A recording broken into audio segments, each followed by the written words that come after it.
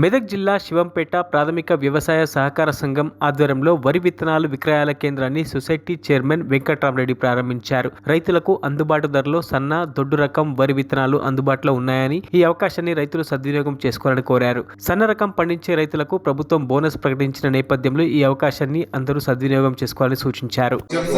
రైతులకు మరి అందుబాటులో విత్తనాలు కూడా వచ్చినాయి. మరి జేజీఆలు సన్న రకము మరి 1010 కేఎంఎన్ 1010 మరి అవి కూడా అందుబాటులో ఉన్నాయి.